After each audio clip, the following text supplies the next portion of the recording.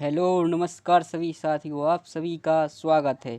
आज हम देखेंगे कक्षा 9वीं त्रैमासिक परीक्षा बिल्कुल रियल 100% पेपर जो रियल है उसको हम देखने वाले हैं।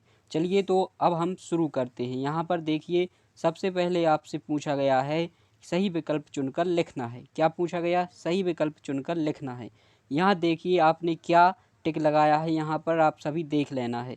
पदार्थ की वह अवस्था जिसमें आयतन तो निश्चित होता है परंतु द्रव्य का आकार नहीं, तो वह अवस्था हो जाएगी यहाँ द्रव, हमारा सही आंसर हो जाएगा।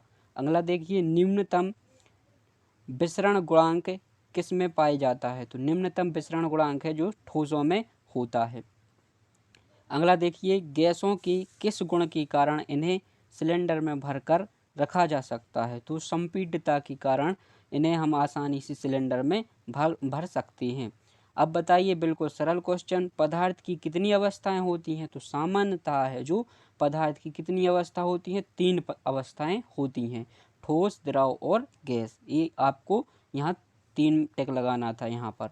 अब देखना है, 2 या 2 से अधिक पदार्थों का समांगी मिश्रण क्या कहलाता है? तो क्या कहलाता है समांगी मिश्रण? यहाँ विलयन कहलाता है। विलयन का वह घटक जो दूसरे घटक को विलयन में क्या करता है? मिलाता है, उसे हम क्या कहती हैं? विलायक कहती हैं। क्या कहती हैं? विलायक कहती हैं। और जो घुलता है उसे हम कहती हैं विलेय। तो यहाँ हमारा सही आंसर हो जाएगा विलायक। क्या आ जाएगा? विलायक। अगला देखिए, निम्न में से कौन सी अधातु है? यहाँ बिल्कुल सरल क्वेश्चन था, आपसे जो जो पढ़कर गए हैं वो आपको बिल्कुल आसान लगेगा। देखिए, सोना क्या है? धातु है। लोहा धातु है। चांदी धातु है। तो ब्रोमीन है जो क्या है? अधातु है।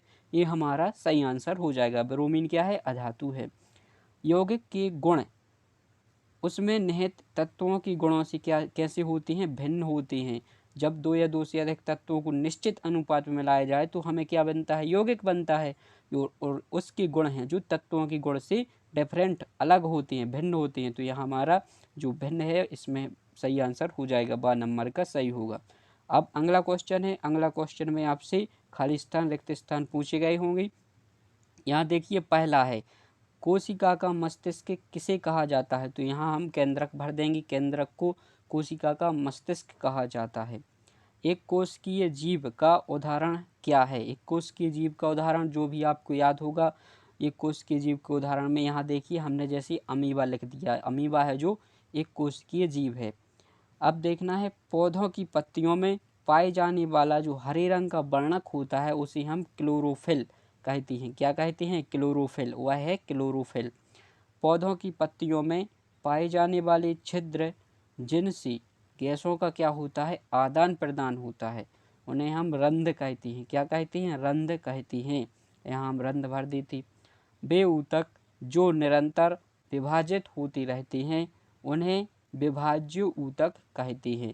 जो निरंतर क्या होती रहती? विभाजित होती रहती हैं, उन्हें हम विभाज्य ऊतक कहते हैं। अब आपको बताना था, जो लाल रक्त कणिकाएं हैं, कौन सी लाल रक्त कणिकाएं हैं, उनका जीवन काल कितना होता है? उनका जीवन काल होता है 120 दिन। कितना होता है? 120 दिन होता है। अब आपको बताना था क्या, कि जो प्रकाश संश्लेषण की क्रिया है, प्रकाश संश्लेषण की क्रिया में जो पौधे रहते हैं वो कौन सी गैस यहाँ देखिए निकलती है? क्या लिखा है? निकलती है। तो जो पौधे रहते हैं वो कार्बन डाइऑक्साइड का उपयोग करते हैं और ऑक्सीजन गैस क्या करते हैं? उत्सर्जित करते हैं या निकालते हैं। तो यहाँ हमें ऑक्सीजन गैस भर देना था। अगला क्वेश्चन देखिए, प्रश्न क्रमांक 3 है। इसमें देखिए एक वाक्य में उत्तर लिखना है। क्या है? एक वाक्य में उत्तर लिखना है। अब देखिए, यहाँ पर जल का क्वथनांक कितना होता है? जल का क्वथनांक होता है 100 अंश सेल्सियस। यहाँ हम 100 अंश सेल्सियस लिख देंगे। एक वाक्य में लिखना था तो आपको ऐसा लिखना है, जल का क्वथनांक है जो 100 अंश सेल्सियस होता है। दूसरा, वह विलयन जिसमें विलेय पदार्थ की मात्रा संतृप्त स्तर से कम हो तो वह क्या कहलाता है? यहाँ देखिए, असंतृप्त विलयन कहलाता है। जब कम हो तो क्या होता है? असंतृप्त विलयन कहलाता है। यहाँ देखिए, एटीपी का पूरा नाम लिखिए। एटीपी का पूरा नाम लिखना है एडोसिन ट्राईफॉस्फेट। क्या है? एडोसिन ट्राईफॉस्फेट है। एटीपी का पूरा नाम होता है एडोसिन एडिनोसिन ट्राइफॉस्फेट होता है। दैनिक जीवन में विसरण का एक हमें उदाहरण बताना था। यहाँ विसरण का उदाहरण क्या है? नमक है, सबसे अच्छा उदाहरण है नमक। आप सभी को पता होगा, इसका सूत्र होता है जो NaCl होता है। क्या होता है? NaCl होता है। अगला देखिए, मरुस्थलीय पौधों में किस प्रकार के रंध्र पाए जाते हैं? तो किस प्रकार के रंध्र पाए जाते हैं? रंध्र है जो धसे हुए एवं गहरे होते हैं। मरुस्थलीय जो पौधे होते हैं उनके रंध्र धसे हुए एवं गहरे होते हैं। अब बताना है बल का मात्रक क्या होता है? बल का मात्रक है यहाँ पर न्यूटन। क्या होता है बल का मात्रक? न्यूटन होता है। किसी वस्तु की अवस्था, स्थिति, गति, आकार या आकृति में परिवर्तन करने के लिए किए गए प्रयास को हम क्या कहते हैं? बल कहते हैं। क्या कहते हैं? बल कहते हैं। अगला देखना है, यहाँ पर अगला है जो प्रश्न चौथा, सही जोड़ियाँ बनाकर लिखना है। यहाँ पर देखिए, आपको ये सही जोड़ियाँ पूछी गई थी, देखना है। बेग, बेग की किससे मिलेगी? यहाँ बेग का जो फॉर्मूला होगा, विस्थापन बटे समय को क्या कहा जाता है? बेग कहा जाता है। आगे देखना है, यहाँ देखिए आपको पता होगा चाल बराबर क्या होता है? दूरी बटे समय, तो इसकी भी सामने ही मिल जाएगी 2 नंबर से। त्वरण, त्वरण क्या है? तीसरा त्वरण है जो इसकी मिलेगी वेग में परिवर्तन और लिया गया समय है, इसे त्वरण कहते हैं। गुरुत्वीय त्वरण, गुरुत्वीय त्वरण है जो स्वतंत्र रूप से गिरती वस्तु, उसमें क्या होता है? गुरुत्वीय त्वरण होता है। F बराबर ma, F बराबर ma है जो क्या है? गति का दूसरा नियम है, F बराबर ma। क्रिया बराबर प्रतिक्रिया, प्रतिक्रिया के बराबर विपरीत क्रिया होती है, तो यह है जो गति का तीसरा नियम है। कौन सा नियम है? तीसरा। और गैलीलियो टेलीस्कोप से मिल जाएगा। जड़त्व है जो जड़त्व, इसकी किससे मिलेगी? 8वां, इसकी मिलेगी जड़त्व की जोड़ी मिलेगी यहाँ गति का जो प्रथम नियम है, ये किससे संबंधित है? जड़त्व के नियम से संबंधित है। इस प्रकार से हम जोड़ियों को बड़े आसानी से मिला सकते हैं।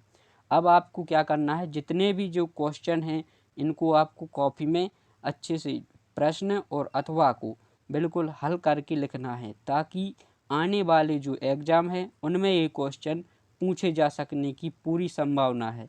तो जितने भी क्वेश्चन ये आए हैं उनको आपको बिल्कुल पूरा हल कर लेना है, ताकि अब आपसे जो भी गलती हुए हैं उनकी गलती होने की बिल्कुल भी संभावना ना हो।